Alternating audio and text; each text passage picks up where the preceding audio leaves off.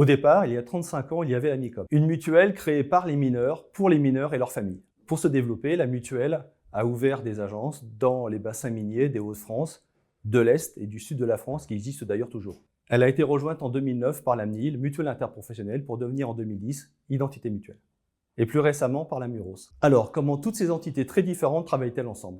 Compte tenu de mon appartenance patronale initiale au sein de la DRH des Charbonnages de France, j'ai tout de suite été administrateur de la caisse. Nous avons eu l'occasion, disons, d'abandonner nos étiquettes antérieures pour adopter une attitude d'administrateur tout à fait en accord sur des valeurs de solidarité. Je m'appelle Paul Délinger, ancien mineur électromécanicien. Nous avons une chance au niveau de la gouvernance de venir de différents horizons. Chaque section, chaque origine, chaque mutuelle garde son entité virtuelle, entre guillemets, mais également force de proposition pour travailler dans les bonnes conditions pour rendre le meilleur à nos adhérents. Je suis actuellement administrateur d'identité mutuelle après avoir été président de la mutuelle de la CARSAT Centre et secrétaire de la Muros. Parmi tous les critères de choix, ce qui a poussé la Muros à choisir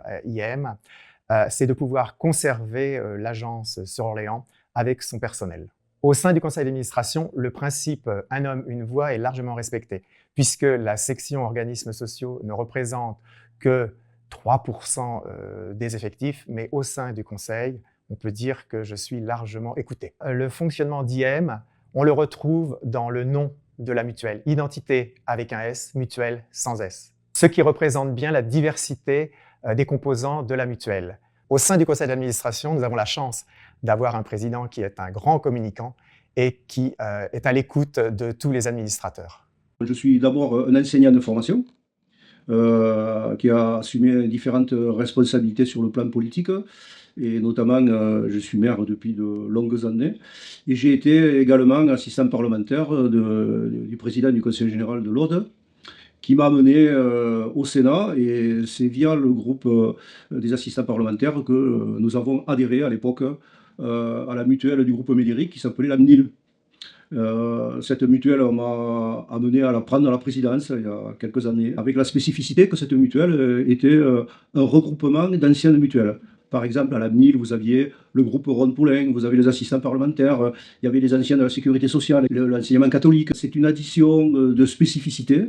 On l'a voulu ainsi, que chacun garde son caractère, son histoire, mais partage aussi quand même un avenir commun, les mêmes objectifs pour continuer à se développer. D'abord, c'était Robert Lajoie qui était président, moi j'étais président délégué, et en 2014, j'ai pris la présidence d'Identité Mutuelle. On a pu accueillir un certain nombre de mutuelles, comme par exemple la Muros, qui est venue nous rejoindre et qui garde sa spécificité. Mais cette diversité, c'est une chance, puisque moi j'ai voulu abolir les critères de fonctionnement qu'il y avait au niveau du conseil d'administration. Le seul critère, comme je le dis, c'est la volonté de se respecter dans nos différences. Et c'est ce qui nous permet de progresser et d'aller de l'avant, vers d'autres mutuelles. C'est ce qui se passe aujourd'hui. C'est qu'on peut proposer à d'autres mutuelles de venir nous rejoindre, tout en continuant à exister.